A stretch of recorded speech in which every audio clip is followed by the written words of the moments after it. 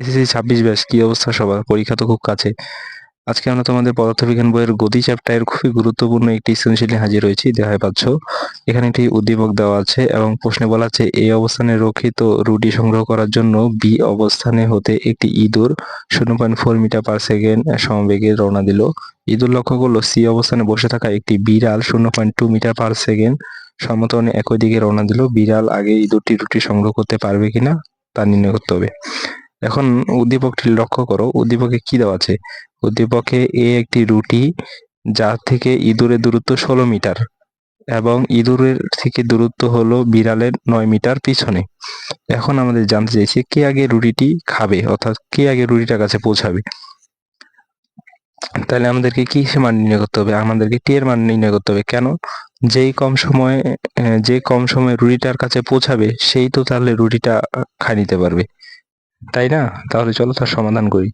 আগে ইঁদুরের ক্ষেত্রে সময়টা নির্ণয় করি। ইঁদুর রুটির কাছে যেতে কত সময় নেয়?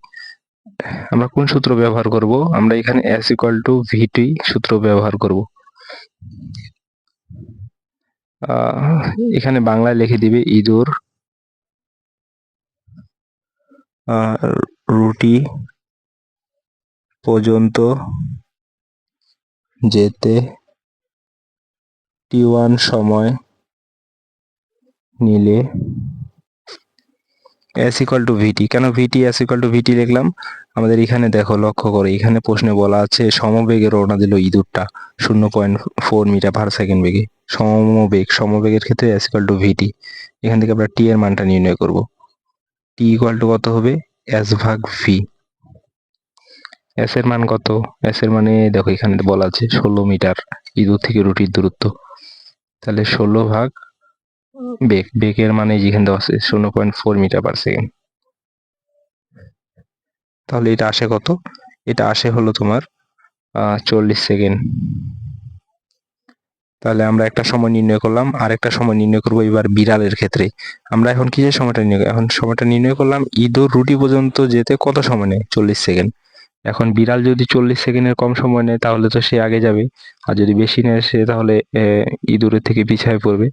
সেটাই নির্ণয় করবো এবার আমরা।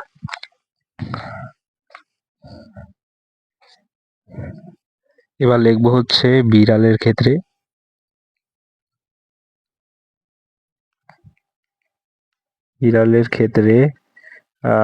রুটি পর্যন্ত যেতে, এটা তোমরা লিখে দিয়ে রুটি পর্যন্ত যেতে সময় t2 হলে।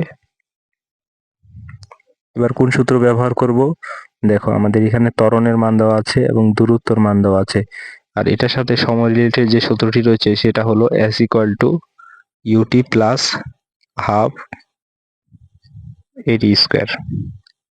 এখান থেকে কিসের মান নির্ণয় করবো? এখান থেকে আমরা নির্ণয় করব টি এর মান। আচ্ছা, যদি টিটাকে এক পাশে নিয়ে আসি তাহলে কি এমনি হয়? লক্ষ্য করো, ইউটি বলতে আদিবেগ। আদিবেগ কি? ইঁদুরটার বিড়ালটা আদিবেগ হলো 0। কেন? সে এখানে দেখো প্রশ্নে বলা আছে সি অবস্থানে বসে থাকা মানে কি বোঝায়? তার কোনো বেগ নাই তখন। তার মানে এটাই হলো আমাদের আদিবেগ হিসাবে চিহ্নিত করা হয়েছে প্রশ্নে। বসে আছে, তার মানে এটার আদিবেগ হলো 0। তাই আদিবেগ যদি 0 হয় তাহলে 0 সাথে টি গুণ করলে কি হয়? গোটাটাই 0। তাহলে আমাদের লিখতে লাগে না। তাহলে আমরা এটাকে যদি টিটাকে এই পাশে নিয়ে আসি তাহলে কি হয়? টি স্কোয়ার ইকুয়াল টু, এটাকে 2 আর s গুণ হয়ে যাবে 2s ভাগ a। শুধু টি এর মান কি হয়? শুধু টি এর মান হয় হলো T equal to root over 2s ভাগ a। এখন মানগুলো বসাই দিই। এখানে 2 থাকলো। এখন s এর মান কি বসাবো তোমরা? 16 মিটার? কখনোই 16 মিটার বসাবো না, কেননা লক্ষ্য করো উদ্দীপকে এইদিকে এখানেও দেওয়া আছে 9 মিটার, অর্থাৎ বিড়াল থেকে ইঁদুরের দূরত্ব 9 মিটার এবং ইঁদুর থেকে রুটির দূরত্ব 16 মিটার। সম্পূর্ণটাই যোগ করে বসাই দিবা। কেন? কারণ বিড়াল থেকে সরাসরি রুটির দূরত্ব তো যার দেওয়া নাই এখানে, সেহেতু এই গোটাটাই হবে হলো বিড়াল থেকে রুটির দূরত্ব। 9 মিটার আর 16 মিটার যোগ করলে হয় হলো 25 মিটার। তাই আমরা ডাইরেক্ট বসাই দিলাম 25 মিটার। এবং এ বলতে ত্বরণ, সমত্বরণের মানটা এখানে বলে দিচ্ছে 0.02। এটাকে যদি ক্যালকুলেশন করি তাহলে আসে হলো 50 সেকেন্ড। তাহলে কি বোঝা যাচ্ছে? তোমার ইঁদুর গেছিল কত সেকেন্ডে? ইঁদুর গেছিল 40 সেকেন্ডে এবং বিড়াল গেছে 50 সেকেন্ডে। কে খুবই কম সময়ে গেছে হলো ইঁদুর খুবই কম সময়ে গেছে, তাই ইঁদুর আগে রুটিটি সংগ্রহ করতে পারবে। এটাই হলো অ্যান্সার। আশা করি বুঝতে পারছো। এটা যদি তোমাদের বুঝতে অসুবিধা হয় তাহলে ভিডিওটি পজ করে আবার দেখতে পারো, কেননা একটা জিনিস বারবার দেখলে তোমাদের কাছে এটি আয়ত্ত হয়ে যাবে।